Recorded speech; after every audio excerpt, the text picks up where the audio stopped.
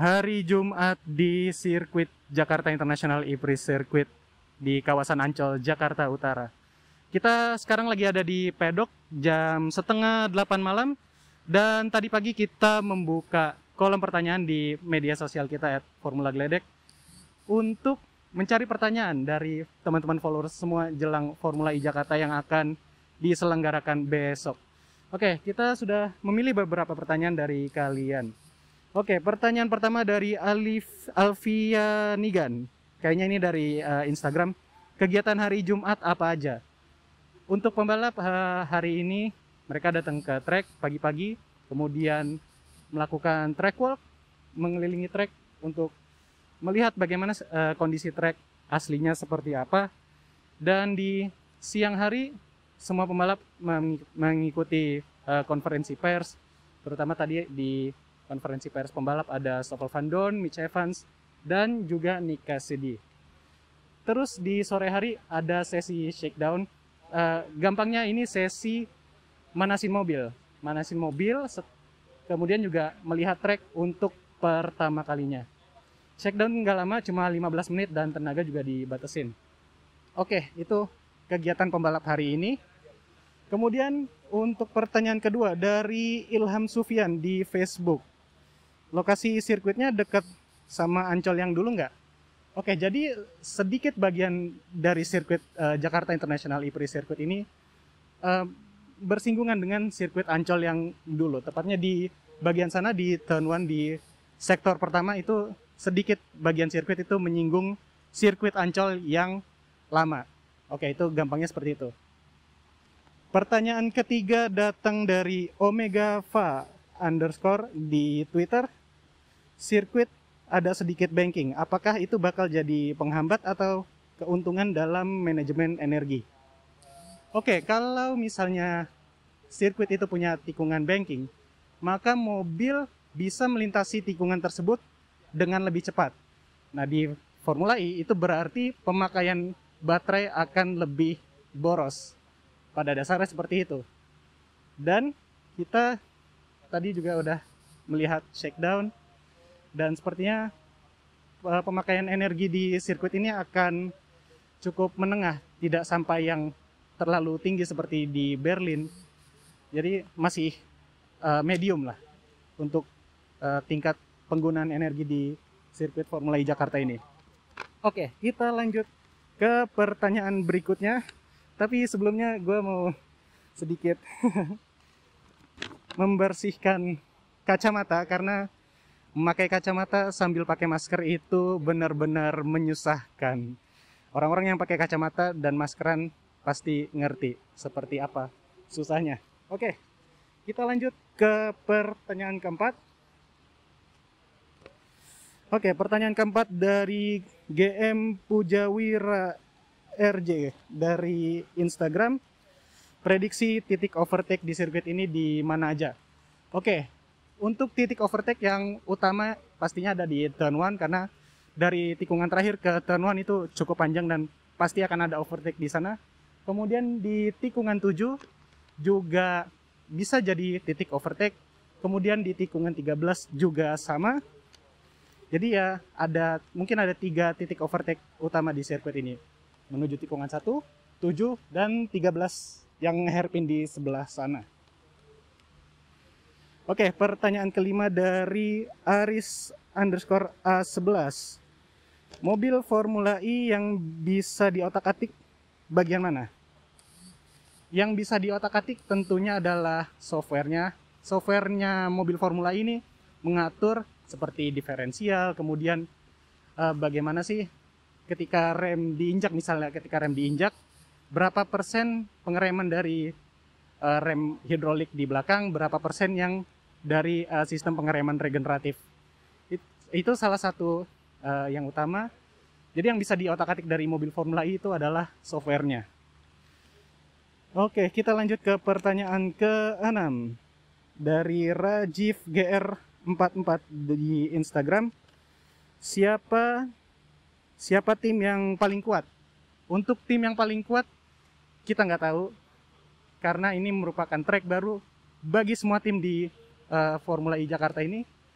Dan semuanya masih misterius, semuanya benar-benar misterius. Tadi kita juga sempat tanya-tanya beberapa pembalap di sesi konferensi pers, dan kelihatan juga mereka juga sama-sama nggak tahu seperti apa kekuatan mereka di sirkuit ini. Ya, kita juga sama-sama tidak tahu, dan kita bisa lihat kemampuan aslinya besok saat IPRI Jakarta dimulai. Oke, sebentar kita break lagi, bersihin kacamata. Ini benar-benar menyusahkan ya, hidup bermasker dan berkacamata. Tapi kita tadi jalan-jalan di pedok sini, ini pedoknya lumayan asik ya, banyak pohon palem, potnya gede, dan ya wow, ini benar-benar oke lah area pedoknya untuk standar kelas Formula E. Jadi kita sedikit good job untuk panitia. Anyway, di sirkuit sedang ada latihan drum band. Besok akan ada drum band yang akan mengisi performance di sirkuit, mungkin sebelum balapan. Tapi tadi kita juga dengar drum bandnya latihan tim songnya Formula E. Jadi sepertinya mereka akan memainkan tim song Formula E dari drum band tersebut. Oke, sampai mana tadi pertanyaannya?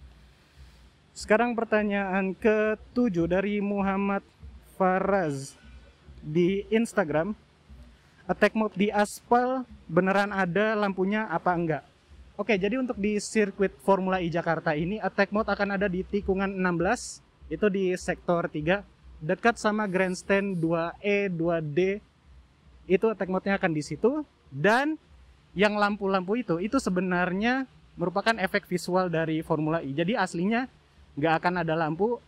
Jadi kalau misalnya kalian nonton di TV terus lihat zona attack mode-nya nyala, itu berasal dari visualnya Formula E. Oke, sebentar. Kembali lagi-lagi, memakai masker dan berkacamata itu sangat menyusahkan lagi-lagi. Tapi nggak apa-apa, kita lanjut.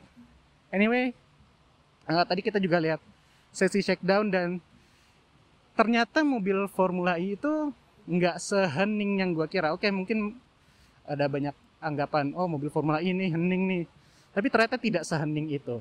Dan dari shakedown tadi sore, gue bisa menilai bahwa mobil di ST Cita ini cukup hening.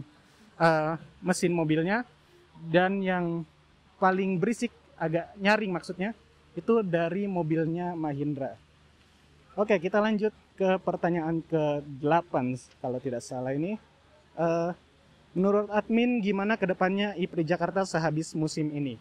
Oke, yang pertama, Formula E Jakarta punya kontrak sampai 2024. Jadi ini gelaran pertama, terus tahun depan, dan 2 tahun lagi. Gampangnya seperti itu.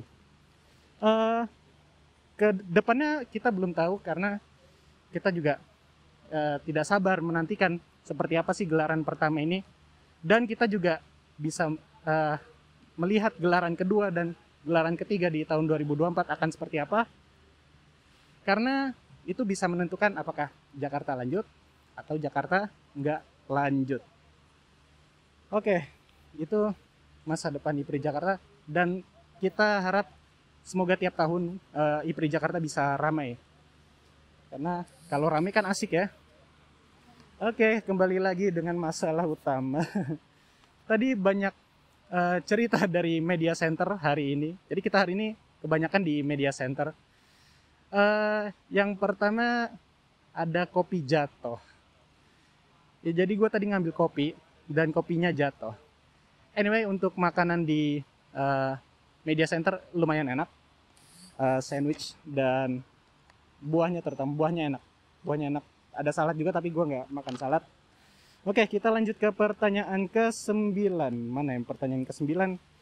Dari Nifhar_David di Twitter. Mengapa cuma 1 hari dan tidak ada hari Minggu?